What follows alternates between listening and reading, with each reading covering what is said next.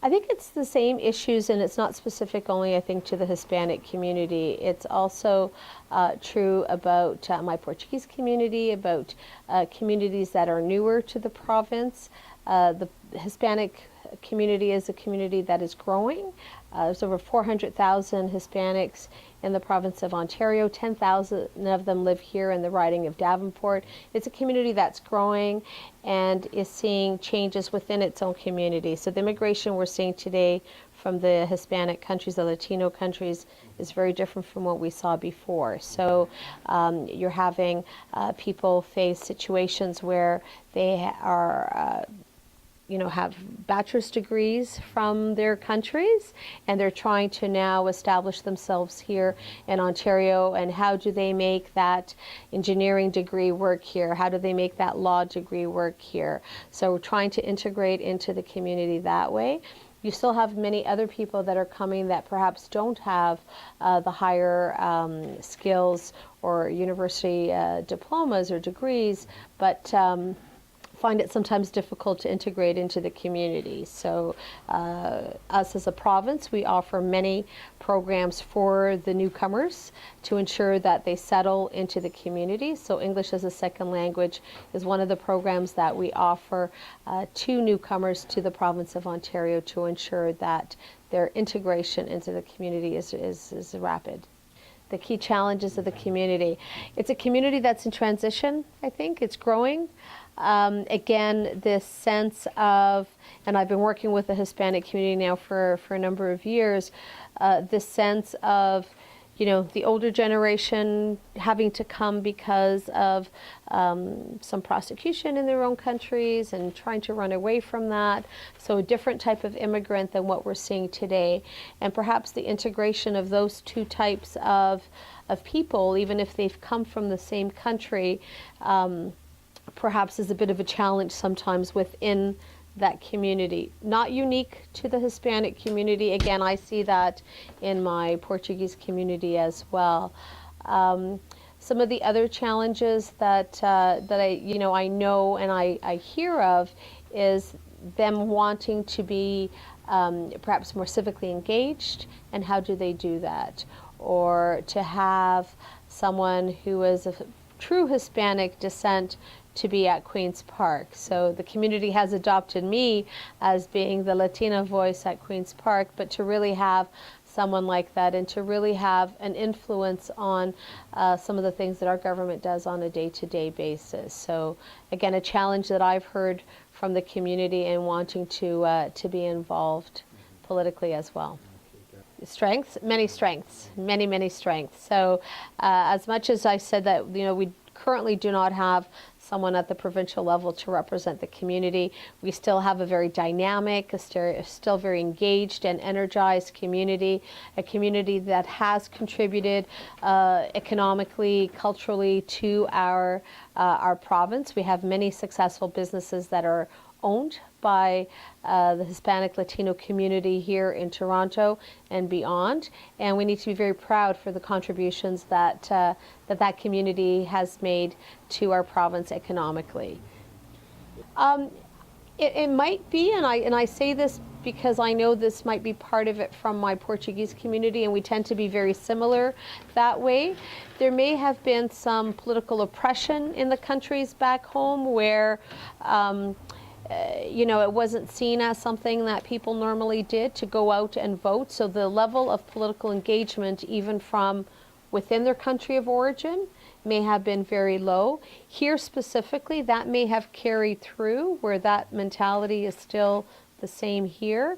But I think part of the lack of involvement is, you have to be a Canadian citizen to vote. So I'm not sure what the numbers are in terms of people that hold Canadian citizenship to be able to vote. Perhaps English is not, it's obviously not their first language, so the lack of understanding what needs to happen. The importance of voting is very critical, that people understand that, and perhaps we haven't done as good of a job as a government to be able to instill that into whether it's a Hispanic community or even into my community. So my role is to ensure that people are aware that they have a door open here in my office, that they're able to come, and if they have any questions to ask about whether it's a new policy, a new piece of legislation, some rules that are changing in the provincial government, I know that we communicate that to the Hispanic media. And hopefully they're doing their part as well to ensure that the community is informed. But I think that having us perhaps convey the messages more within the community in Spanish is a strong way to achieve perhaps the results that we're talking about in terms of getting people more involved. So another way that people can get involved, and I said this yesterday at an International Women's Day event I was at with the Hispanic community, is to volunteer. My office is open here if people want to come and find out how do we do things, why are things done a certain way. There's opportunities for people to volunteer, and soon we're going to be entering election time. So if not my office, there's many offices across the province where I think it's a great opportunity for people to start to get engaged, to call the constituents that are Spanish speaking, to translate a message, to fold leaflets, whatever it is, to get engaged that way. So there are many opportunities where people can get involved. It's a matter of communicating them and people being receptive to that. I mean, what we have seen is a greater increase in people from the U.S. wanting to come to Canada from all backgrounds, not just the Hispanic community. There continues to be an increase in international students wanting to choose Canada over other countries where things may not necessarily be as stable or as a result of what Mr. Trump has said.